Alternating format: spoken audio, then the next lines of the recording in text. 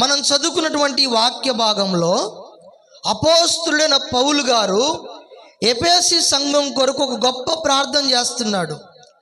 ఆ ప్రార్థన ఎఫెసీ సంఘములో ఉన్న విశ్వాసులకు అయ్యా వాళ్ళకు డబ్బు ధనము సమకూర్చబడాలనో, వాళ్ళకి ఆరోగ్యము కలగాలనో, లేకపోతే వాళ్లకు ఐశ్వర్యము కలగాలని ప్రార్థించట్లేదు.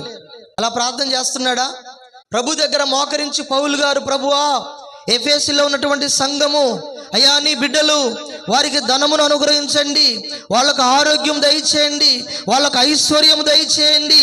అయ్యా వాళ్ళు కార్లు కొనాలి, ఇల్లు కట్టాలి, బంగారం కొనాలి. ఇవేమి కూడా లోక సంబంధమైన విషయాల కొరకు పౌలు సంఘం కొరకు ప్రార్థన చేయట్లేదు. పౌలు ఏమని ప్రార్థన చేస్తున్నాడంటే వారు క్రీస్తుని మరింతగా తెలుసుకోవాలని ప్రార్థన చేస్తున్నాడు. దేవునికి స్తోత్రం. ఈనాడు చూడండి, అనేక మంది బోధకులు సంఘాల కొరకు చేస్తున్న ప్రార్థనలు ఏంటో తెలుసా?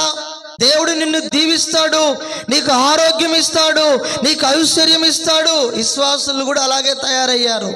సేవకునికి ప్రార్థన విన్నపం చెప్పమంటే ఎవరైనా అయ్యా నేను ప్రార్థనలో ఎదగాలి, నేను విశ్వాసంలో ఎదగాలి, నేను దేవునికి దగ్గరవ్వాలి, దేవుణ్ణి అనుసరించి జీవించేటట్లుగా నా కొరకు ప్రార్థన చేయండి పాస్టర్ గారు అన్నవాళ్ళు చాలా తక్కువ. ఏం చెప్తారు చెప్పండి? మా ఆయనకు బాగలేదు, మా ఆవిడికి బాగలేదు, మా పిల్లలకు బాగలేదు, వేసాము, వ్యాపారం స్టార్ట్ చేశాము, దాన్ని దేవుడు దీవించినట్లుగా ప్రార్థన చేయి, దాన్ని అభివృద్ధి అయ్యేటట్లుగా ప్రార్థన చేయి, మా అబ్బాయికి జాబు రావాలి, మా అమ్మాయికి పెళ్లి కావాలి, మా అబ్బాయికి పెళ్లి కావాలి. విశ్వాసులు ఈరోజు ఇలాగనే తయారయ్యారు. వాక్యం చెప్తుంది ఇహలోక సంబంధమైన ఆశీర్వాదాలు అన్నీ కూడా ఒక రోజు గతించిపోతాయంట. మరి గతించిపోని ఆశీర్వాదం, మృతతుల్యము కానటువంటి ఆశీర్వాదము ఏదైనా ఉన్నది అంటే అది ఆత్మ సంబంధమైన ఆశీర్వాదమే. నేను చాలా ఎదురు చూస్తూ ఉంటాను, ఎవరైనా వారి భక్తి జీవితంలో ఎదగాలని ప్రార్థన చేయమని చెప్పేవాళ్ళు కనబడతారేమో అని. ఎక్కడో ఒక చోట 100కి 1 ఎవరో ఒకళ్ళు 100% మంది క్రైస్తవులు ఉంటే 99% మంది క్రైస్తవులు ఏమండి ప్రార్థన కోరేది, ప్రార్థన చేయమని అడిగే విధానం ఏంటంటే ఈ లోకంలో దీవించబడాలి. పాస్టర్లు కూడా అలాగనే ప్రార్థన చేస్తున్నారు. కానీ ఇక్కడ పౌలు ఎఫెసీ సంఘ విశ్వాసులకు డబ్బు కొరకు, ఆరోగ్యము కొరకు, ఐశ్వర్యము వారికి కలగాలని ప్రార్థన చేయట్లేదు. మరి ఏమని ప్రార్థన చేస్తున్నాడంటే ఇదిగో మీరు క్రీస్తును మరింత లోతుగా తెలుసుకోవాలి, క్రీస్తు యొక్క ఔన్నత్యాన్ని తెలుసుకోవాలి, క్రీస్తు మహిమను లోతుగా తెలుసుకోవాలని అపోస్తులుడైన పౌలు ఎఫెసీ సంఘములో ఉన్న విశ్వాసులకు ప్రార్థన చేస్తున్నాడు.